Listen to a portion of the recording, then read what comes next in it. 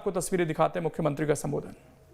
छत्तीसगढ़ प्रदेश ने विकास के नए आयाम स्थापित किए हैं। विकसित भारत के निर्माण के लिए विकसित छत्तीसगढ़ के निर्माण के अपने संकल्प को पूरा करने की दिशा में हम सफलता के साथ लगातार आगे बढ़े हैं। इस दौरान हमने प्रदेश के सभी वर्गों के कल्याण के लिए काम किया और उपलब्धियां हासिल की। हमारी प्राथमिकता में वे लोग रहे जो सामाजिक और आर्थिक रूप से पिछड़े हुए हैं। पंडित दीनदयाल उपाध्याय जी ने हमें अंत्योदय का संदेश दिया है।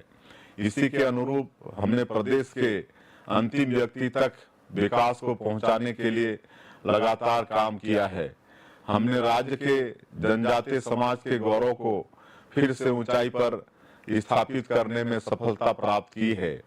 उनकी आय और रोजगार में वृद्धि के लिए अनेक कदम उठाए गए। तेंदुपत्ता संग्रहण दर 4,000 रुपये मानक बोरा से बढ़ाकर 5,500 रुपये मानक बोरा कर दी गई। जनजातीय क्षेत्रों में पर्यटन को बढ़ावा देने के लिए नई उद्योग नीति में पर्यटन को शामिल किया गया। हमारी नई उद्योग नीति से राज्य के औद्योगिक क्षेत्र में भी विकास की नई संभावनाओं का सृजन हुआ है। यह नीति प्रदेश की अर्थव्यवस्था को मजबूत करेगी।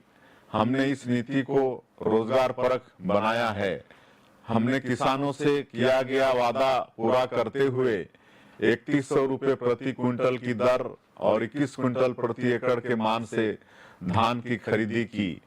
प्रदेश की माता बहनों से किए गए वादे को पूरा करते हुए महतारी बंधन योजना शुरू की गई।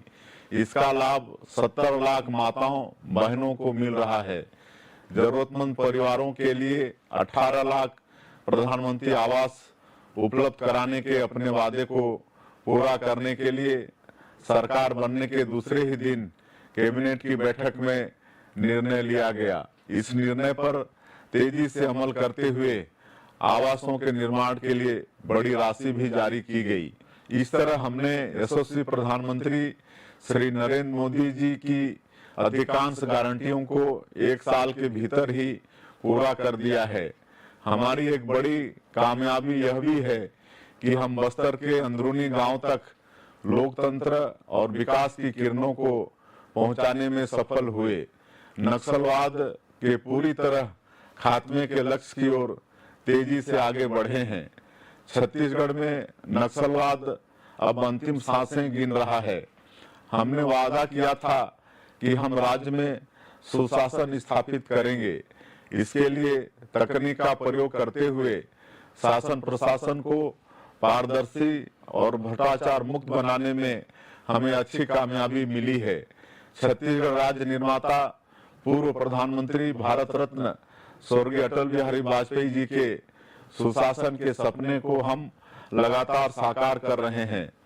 पुराणों में जिसे रामराज कहा गया है उसे ही हम सुशासन कहते हैं।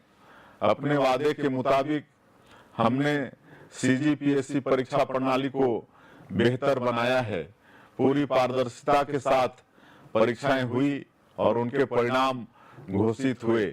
इससे राज्य की प्रतिभाओं का विश्वास सीजीपीएससी पर लौट आया है।